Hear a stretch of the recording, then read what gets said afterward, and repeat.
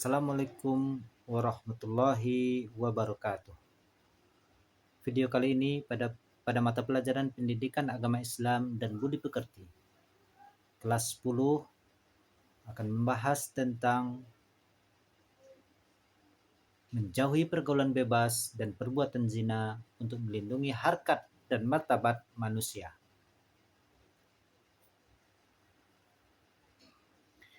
Pembahasan materi. Quran Surah Al-Isra ayat 32 tentang larangan zina. Kemudian Quran Surah An-Nur ayat 2 tentang larangan pergaulan bebas. Quran Surah Al-Isra ayat 32 tentang larangan untuk mendekati perbuatan zina.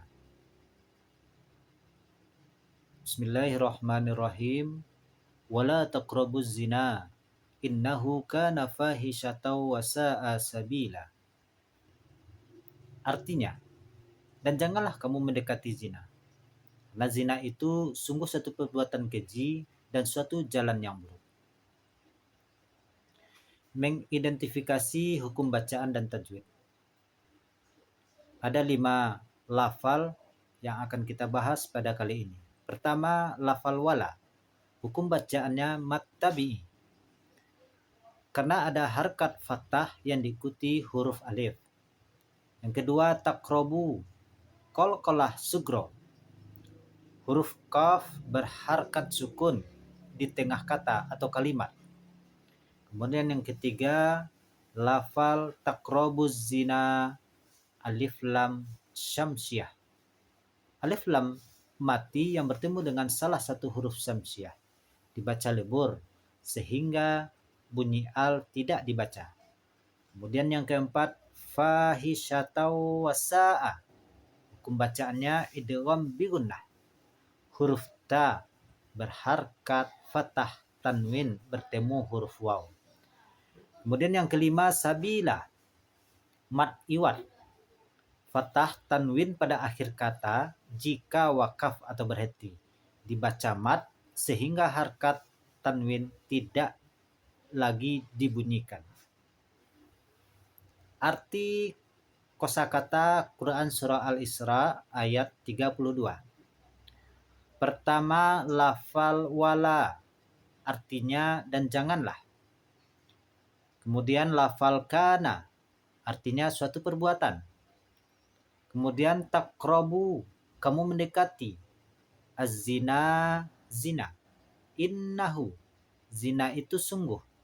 Fahisyatan, yang keji. Wasa'a, dan yang buruk. Sabila, jalan. Pengertian perbuatan zina. Zina secara bahasa berasal dari kata zana yazni, yaitu hubungan badan antara laki-laki dan perempuan yang sudah baligh, tanpa adanya ikatan pernikahan yang sah sesuai dengan tuntunan agama Islam. Zina secara harfiah berarti fahisyah, yaitu perbuatan keji. Dan zina secara istilah adalah hubungan layaknya suami istri yang dilakukan oleh seorang perempuan dan laki-laki yang tidak terikat dalam hubungan pernikahan.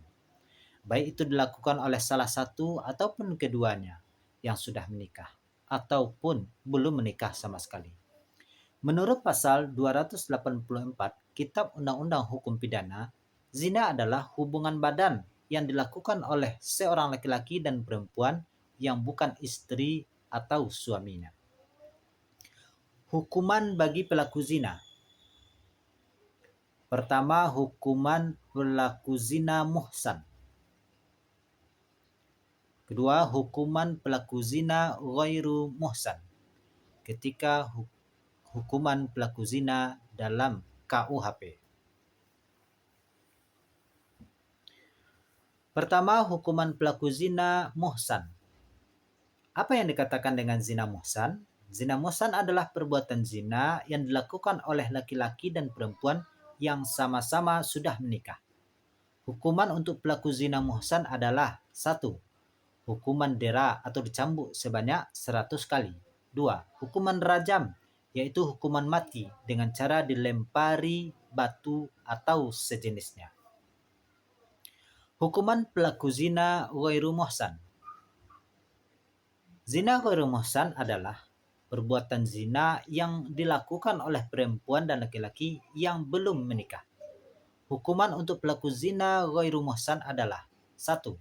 Apabila pelaku zina ghairu muhsan adalah gadis dan perjaka, maka hukumannya adalah dera atau cambuk 100 kali dan diasingkan dari wilayah tempat tinggalnya. Yang kedua, apabila pelaku zina ghairu muhsan adalah janda dan duda, maka hukumannya adalah dera 100 kali dan hukuman rajam hingga meninggal dunia. Hukuman pelaku dalam KUHP. Dalam pasal 284 Kitab Undang-Undang Hukum Pidana, pelaku perbuatan zina dapat diancam dengan hukuman 9 bulan penjara. KUHP menganggap bahwa hubungan badan antara laki-laki dan perempuan di luar perkawinan adalah zina. Penerapan hukuman zina dalam Islam. Hukuman bagi pelaku zina dapat diterapkan apabila memenuhi unsur-unsur perbuatan zina dengan beberapa kriteria berikut ini. 1. Perzinahan dilakukan di luar hubungan perkawinan sah dan disengaja. 2. Pelakunya adalah mukallaf. 3. Dilakukan secara sadar tanpa paksaan. 4. Terdapat bukti-bukti telah terjadi perbuatan perzinahan. Bukti-bukti terjadi perzinaan. Pertama, saksi. Ada 4 orang saksi. Menurut ijma ulama, saksi dalam tindak pidana zina haruslah berjumlah 4 orang, laki-laki. Dia sudah beragama Islam, baligh, berakal, hifzun, atau mampu mengingat, dapat berbicara, bisa melihat dan adil. 1 orang saksi laki-laki dapat digantikan dengan 2 orang saksi perempuan. Itulah ketentuan dari saksi dari perbuatan zina. Yang kedua adalah pengakuan. Menurut Imam Malik dan Imam Syafi'i, 1 kali pengakuan sudah cukup untuk menjatuhkan hukuman. Sedangkan Imam Abu Hanifah berpendapat bahwa hukuman zina bisa diterapkan setelah adanya 4 kali pengakuan. Ketiga, qarinah, adanya indikasi atau kehamilan. Menelaah isi kandungan Quran Surah Al-Isra ayat 32. Dalam Quran Surah Al-Isra ayat 32, bahwa mendekati perbuatan zina saja sudah dilarang. Apalagi jika sampai melakukannya. Maka tentu saja pelakunya telah melakukan perbuatan yang keji dan menempuh jalan yang sangat buruk. Karena hal ini dapat menimbulkan berbagai akibat, antara lain tercerabutnya akar kekeluargaan atau nasab, menyebarnya penyakit menular, merajalelanya nafsu dan kemaksiatan, serta terjadi zina. Contoh perilaku mendekati zina. 1. Menjalani pergaulan bebas seperti pacaran, berduaan di tempat sepi, melakukan kontak fisik antara laki-laki dan perempuan yang bukan mahram, berpelukan, berciuman, dan lain sebagainya. 2. Mendatangi tempat-tempat yang dapat mengundang syahwat. 3. Berhayal dan berimajinasi tentang aurat lawan jenis. 4. Melihat konten, tayangan video, film, atau media yang dapat merangsang nafsu syahwat. Melakukan panggilan video yang mengandung imajinasi seksual. 5. Membaca artikel atau buku, bacaan atau sumber yang lainnya yang dapat membangkitkan nafsu birahi. Said Qutb menyampaikan keburukan dari zina itu sendiri.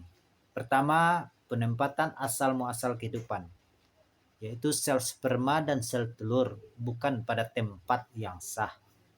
2. Berpotensi untuk terjadinya tindak kejahatan berikutnya, yaitu menggugurkan atau membunuh janin apabila terjadi kehamilan.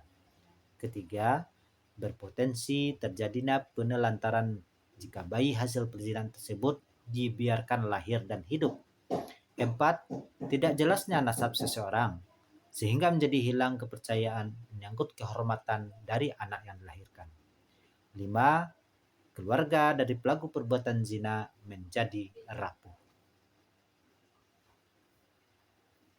Imam Suyuti menyampaikan pula dampak dari perbuatan zina itu sendiri. Pertama, dampak di dunia. A. Menghilangkan kewibawaan.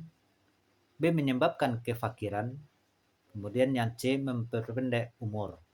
Dampak di akhirat. Pertama, mendapat murka dari Allah Subhanahu wa taala. 2. Mendapat hisab yang buruk.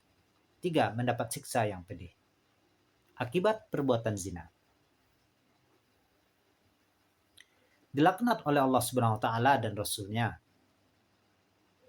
Dijauhi atau dikucilkan oleh masyarakat di sekitarnya. Garis keturunan atau nasab menjadi tidak jelas.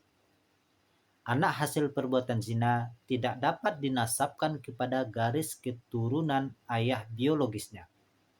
Anak hasil perbuatan zina tidak dapat menuntut warisan dari ayahnya. Apabila anak hasil perbuatan zina berjenis kelamin perempuan, maka akan mendatangkan persoalan perwalian pada saat pernikahannya. Hadis tentang perbuatan zina. An Abi Hurairah radhiyallahu anhu anin Nabi sallallahu alaihi wasallam qala iza zanal abdu kharaja minhul iman fakana fawqa ra'sihi kazullati fa iza kharaja minhu zalikal amali ada ilaihil iman. Artinya dari Abu Hurairah radhiyallahu anhu dari Nabi sallallahu alaihi wasallam bersabda, jika seorang telah berzina maka iman itu keluar dari dirinya seakan-akan dirinya sedang diliputi gumpalan awan. Jika ia lepas dari zina maka iman itu kembali kepadanya. Hadis riwayat Tirmizi.